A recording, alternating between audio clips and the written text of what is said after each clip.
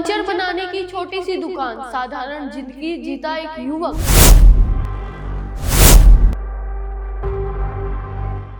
लेकिन इसी दुकान के पीछे चल रहा था जासूसी का खतरनाक खेल।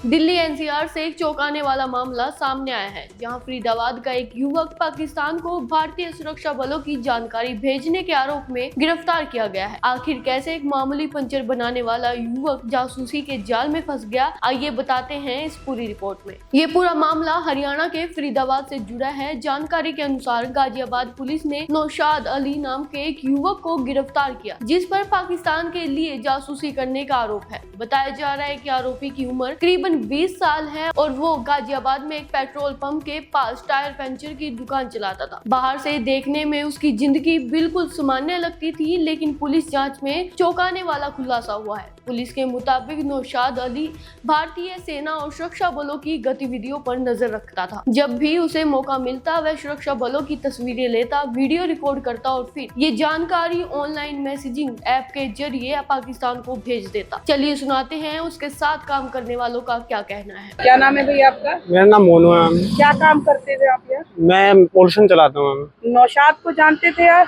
हाँ मैम, वो पंचर वाला था मैम। अच्छा, कितना जानते थे? कभी बातचीत होती थी उससे? इतनी बातचीत होती थी मैम। वो बताता था कोलकाता से रहने वाला हूँ, वो कोलकाता में काम करता था, मुजफ्फरपुर का रहने वाला था। तो यहाँ कैसे किसके कहने पे आया था?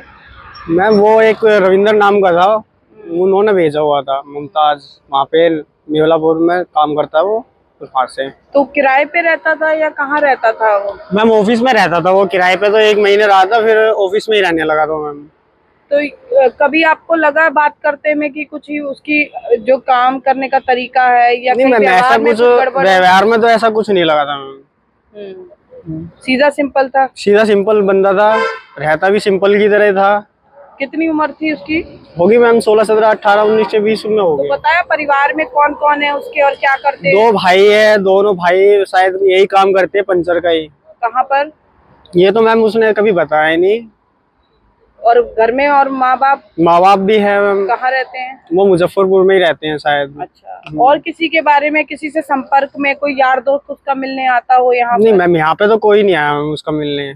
अच्छा, तो पूरा 24 घंटे यहीं रहता था या कभी 24 घंटे में कहीं जाता आता हो? नहीं मैम, सुबह से शाम तक तो यही रहता था वो। और शाम के बाद? शाम के बाद ऑफिस में सो जाता था। तो कोई और भी रहता था या अकेला वो यहाँ? अकेला ही रहता था मैम। अकेला ही रहता था। तो क्या हुआ जब पुलिस आई तो कुछ पूछताछ करी है? जब पुलिस पूछताछ कर रही थी तो आपको कुछ लगा कि वो कहीं डरा हुआ है या कुछ है? नहीं मैम, वो तो पंचर बना रहा था मैम उस टाइम। पंचर बना रहा था। तो आपको कभी लगा नहीं कि वो ऐसे इस तरह का काम कर सकता है? देश की सुरक्षा को लेकर उसने इतना बड़ा मैम, इतना तो देखो मैम, पता नहीं चलता ना ऐसे, इसलिए। शादी वगैरह तो नहीं हुई होगी उसकी? नहीं मैम, शादी नहीं हुई। कभी जैसे आपसे बातचीत हुई हो तो कभी कोई ऐसा फोन आपने कि किसी का फोन, चाहे घर से, परिवार से, दोस्तों का, बार बार किसी का फोन आता हो? कोई मैम उसके फोन तो बहुत कम आते थे उसके फोन पे। सारे दिन यहीं पे बैठा रहता था वो पूरे दिन। कभी पॉल्यूशन में आ जाता था, कभी वहाँ बैठ जाता था, कभी तेल डालता था। खाना पीना कहाँ करता था?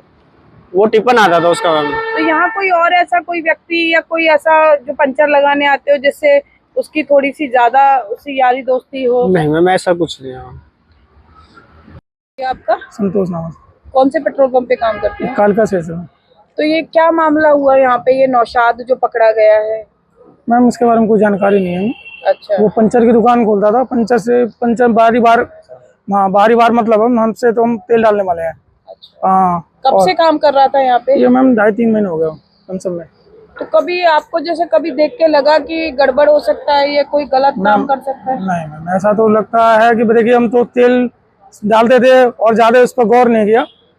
हाँ। और कोई क्या हुआ था जब पुलिस आई थी? कैसे पता लगा आप लोगों को? क्या कर रहे थे? मैम सिविल ड्रेस में आए थे वो, और कोई पूछताछ नहीं हुई, बात उसी से हुई थी और बाहर ही के बाहर ले गए उसको। अच्छा, तो पता कैसे लगा कि यही नौशाद है? कुछ था पुलिस के पास? हाँ, ट्रेकिंग पे आए थे मेरे ख्याल से। वो ट्रेकिंग फोन में देख रहे थे बस, और कुछ नहीं। कहाँ रहता था नौशाद? मैम पीछे रहता था, इधर कमरा ले रखा था। मोबाइल भी उसका यहाँ से मिला। हाँ मोबाइल में। तो क्या उम्र होगी उसकी? हम बता नहीं सकते, इतना नॉलेज नहीं है। तो कोई नौशाद से कोई उसका आपको पता होगी, कोई रिश्तेदार, कोई दोस्त वोस्त मिलने करने आता था? नहीं नहीं मैम, इतना ही हमें नहीं पता है। हम बस खाली अपने काम से काम मतलब रखते हैं। वो पंचर बनाता था, वो पंचर ही बाहर रहता था, और कोई इससे लेन देन हमारा कोई मतलब नहीं। कभी आपको लगा नहीं कि ये कुछ गड़बड़ करता हो यहाँ पे? नहीं। व्यवहार वगैरह सबसे ठीक था उसका? हाँ बिल्कुल ठीक था मैम। वैसे कभी कल आता था हमारे पंप पे, यहाँ बैठा रहता था, 10 मिनट 15 मिनट बैठता था, फिर चला जाता था। तो परिवार उसका कहाँ रहता था? बता नहीं सकते इसको।